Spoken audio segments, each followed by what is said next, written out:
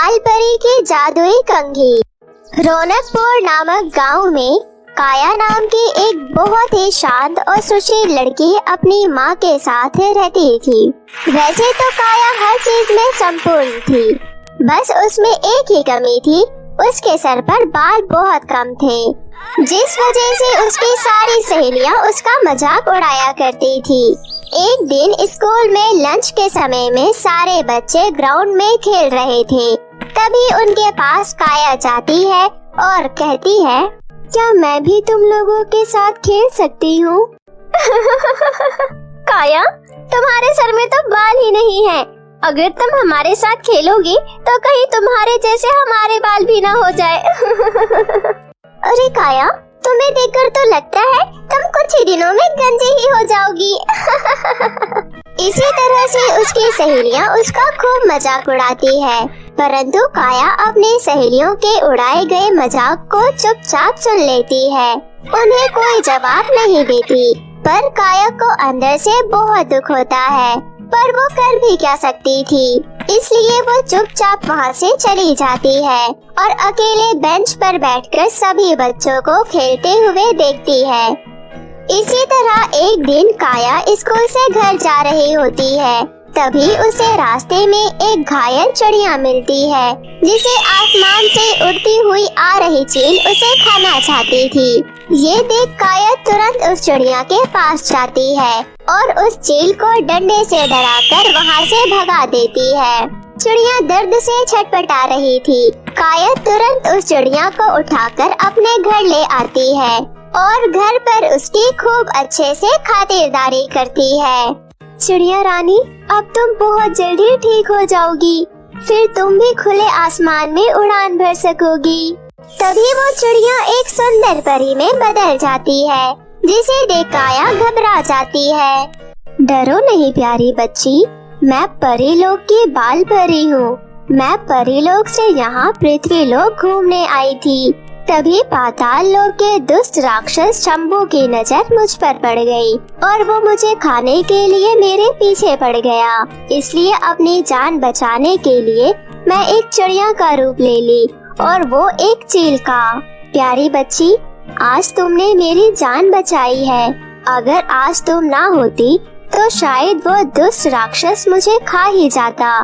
तुम्हारा बहुत बहुत शुक्रिया बच्ची। मैं तुम्हारा ये एहसान पता नहीं कैसे चुका पाऊंगी। प्यारी बच्ची, तुम्हारा नाम क्या है? परी जी, मेरा नाम काया है, पर सब मुझे टकली बोलते हैं क्योंकि मेरे सर पर बाल नहीं है ना, जिस वजह से कोई मुझसे दोस्ती भी नहीं करता और मेरे साथ खेलता भी नहीं है और मेरी सहेलियां मेरा खूब मजाक बनाती है।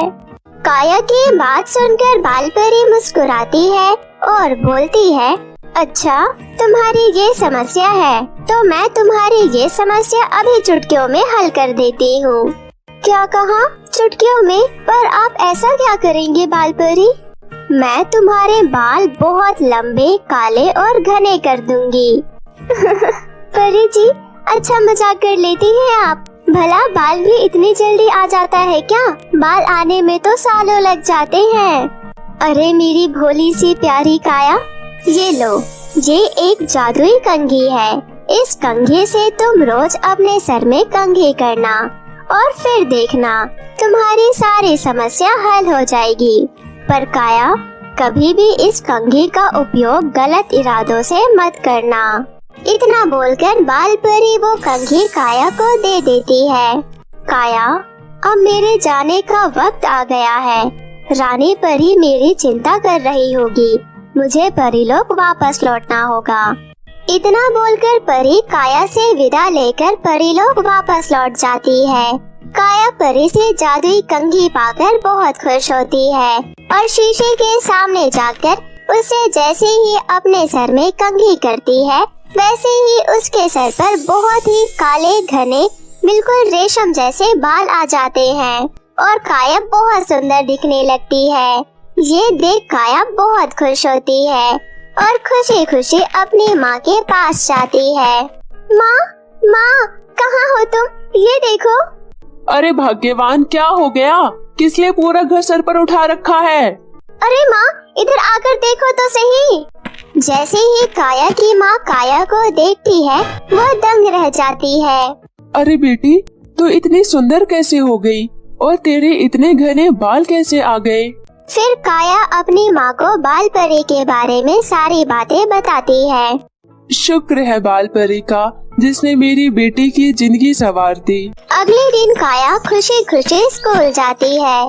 स्कूल में सभी बच्चे काया को देखकर दंग रह जाते हैं। जहाँ पहले बच्चे उससे बात तक करना नहीं चाहते थे, आज वो काया से बात करने का बहाना ढूंढने लगते हैं।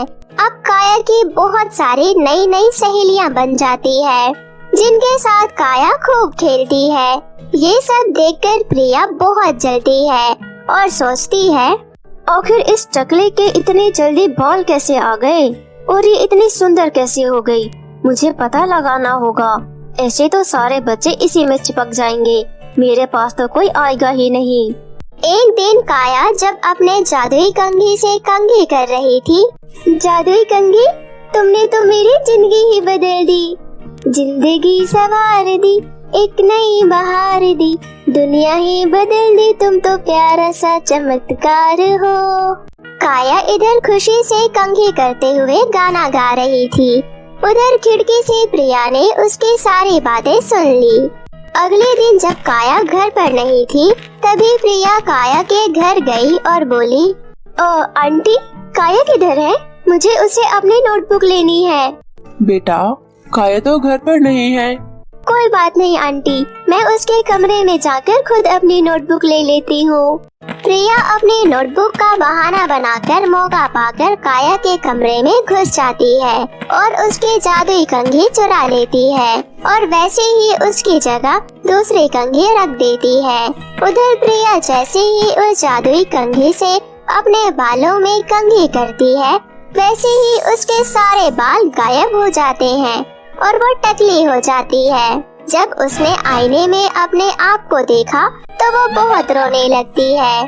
हे भगवान, मेरे बाल! अब सब मेरा मजाक उड़ाएंगे, अब मैं बाहर कैसे जाऊंगी? इधर जब काया अपने घर आती है तो उसकी माँ प्रिया के घर आने की बात बताती है। काया जब अपने कमरे में जाती है, अरे प्रिया तो अपनी नोटबुक लेकर ही नहीं गई। कोई बात नहीं, मैं दे आती हूँ। काया जब उसको नोटबुक देने उसके घर जाती है, अच्छा हुआ काया तुम आ गई। फिर प्रिया काया को सारी बात बताती है और उससे माफी मांगती है। प्रिया की बात सुनकर काया बाल परी को याद करने लगती है। तभी वहाँ बाल परी प्रकट होती है। काया बाल परी से कहती है, हे बाल परी, मेरी सहेली प्रिया के बाल पहले जैसे कर दो। काया की बात सुनकर बाल परी ने प्रिया के बाल पहले जैसे कर दिए। प्रिया को अपनी गलती का पछतावा होने लगा। काया, तुमने मेरी बहुत मदद की है। आज से तुम मेरी और मैं तुम्हारी सबसे अच्छी दोस्त हूँ। मैं हमेशा तुमसे दोस्ती निभाऊंगी। परी बोलती है, काया, लो, अब तुम्हें एक पक्की दोस्त मिल गई। अब यहाँ मेरा काम खत्म हुआ। तुम दोनों हमेशा साथ रहना। इतना बोलकर परी वहाँ से चली गई। इधर काया और प्रिया खुशी खुशी एक दूसरे के साथ मिलजुल कर रहने लगी। तो मेरे प्यारे दोस्तों, कैसी लगी आपको मेरी ये कहानी? मुझे कमेंट करके जरूर बताएं। और यदि कहानी अच्छी लगी हो तो अपने दोस्तों के साथ भी शेयर करें। बाय बाय दोस्तों।